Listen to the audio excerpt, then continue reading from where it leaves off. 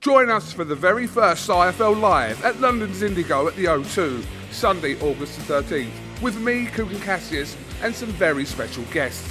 Eddie Hearn, Darren Barker, Johnny Fisher and more. Tickets now on sale.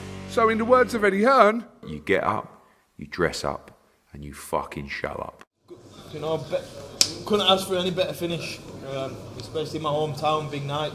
And like I say, I've got the British for keeps now and also the Commonwealth, so happy days. How challenging was it with the clash of heads and the cuts? They look nasty. Do you know what it was? I knew they were still a bit fresh. Obviously, I've been very active this last year. 5 fights in like a year. So, you know, I knew I had to be careful. I knew if I took a good head clash, they'd open up. So, as soon as I seen blood, to be honest, it made me up it again. You know, I tasted blood and, you know, I raised my game. So, but, you know, credit to Sam, he's a true champion. You know, and I needed that fight. You know, it got me up for the occasion, and you know, I pulled off a great finish. Was there any worry that they were, because they were having a good look at it, weren't they? And if they'd stopped it, it would have denied you the chance to finish it the way that you did. That's it. I don't know. Would it have gone to the scorecards if not? I'm not sure. Yeah. So I knew I was well up on the scorecard, so I knew I was safe there. But obviously, you don't want it to end like that. So yeah, I knew I had to play careful. That's why, obviously, the head clash we caught coming in. That's why I was drawing him in, coming back, and you know, I found my distance there and got a great finish. Tell us about the finish then, and obviously you were very concerned. You immediately went to check. He was okay, but great way to win the fight. That's it. At the end of the day, you want your opponent to come out of there safe. You know, he's got a family to go home to, and you know, so have I. So it's, you know, all you want is your opponent to come out of there safe. You know, so you know, I'm not celebrating until I know he's fine. You know, but obviously he is, and that's it. It was as long as he's all right. But a finish like that catches people's attention, doesn't it? Do you think the rest of the division will have taken a notice of what you've done tonight? Of course. I think I've had 2 fights with a highlight reel knockout, so you know, I needed to get one in there. You know, I've had plenty up to now. It's always good to get a highlight reel knockout, so yeah, I needed that. How close do you think you are to being at your best?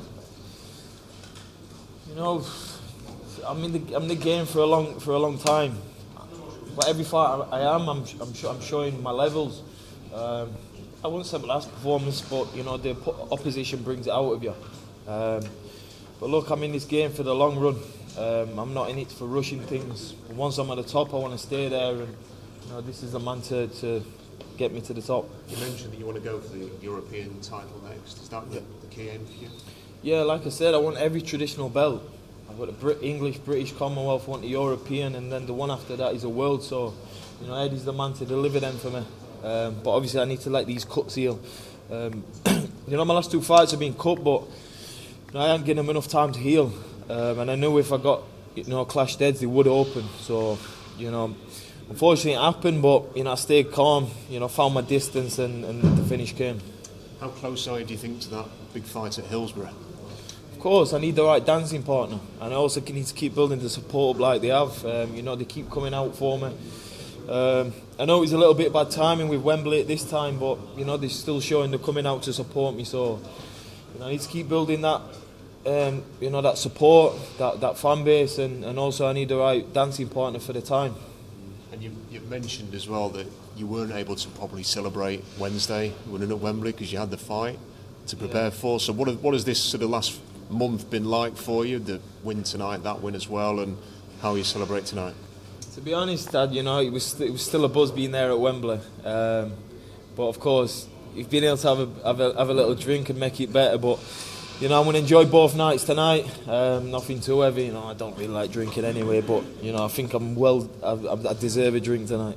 Well done, Dalton. Eddie, just how impressed were you with the way that fight went? Yeah, so impressed. And I said to him in the ring, like, it makes our job so much easier when he produces performance, and particularly finishes like that, because that's what people see. You know, that 5 seconds, that one punch knockout, you know, that does huge numbers worldwide. And you know, the special fighters will make special statements when the pressure's on. And I've said this week to a lot of the fighters on the card, but particularly Dalton, you've got to go and do it now. You know, you've got the fan base, you've got the platform, you've got the money, you've got the deal, you've got everything in front of you. Now go and deliver, and when you do, that's when it's really impressive. And you know, he's gone through that level now. We know he's above British level, but now he's proved that.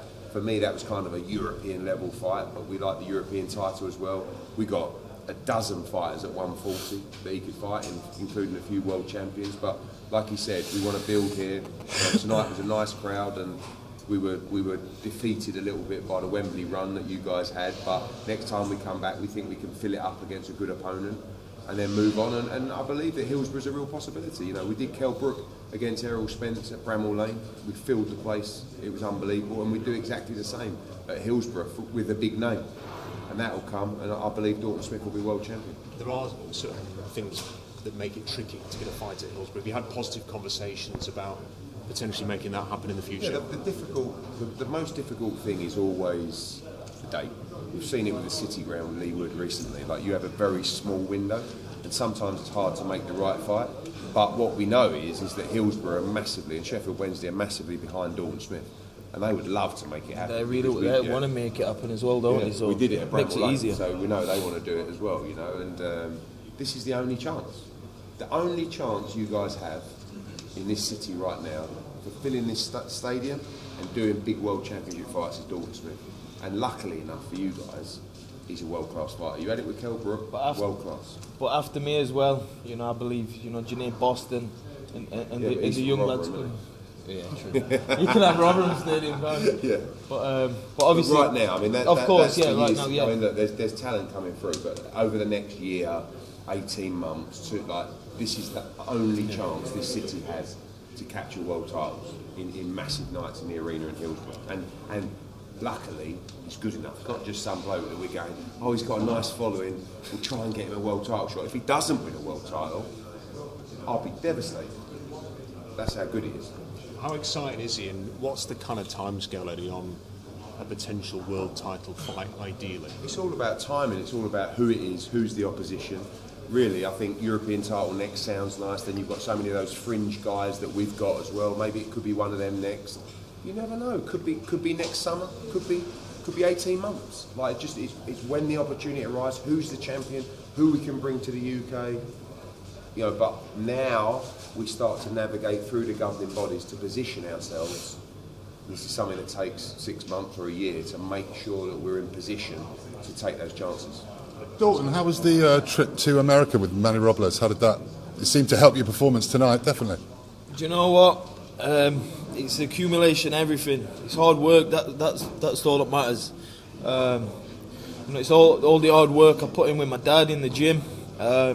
You know, and it was great to get some work in with Manny and, you know, learn some new stuff. And of course, like, no fight is a finished product. You've got to go out there and pick up new things, learn new things to reach them next levels.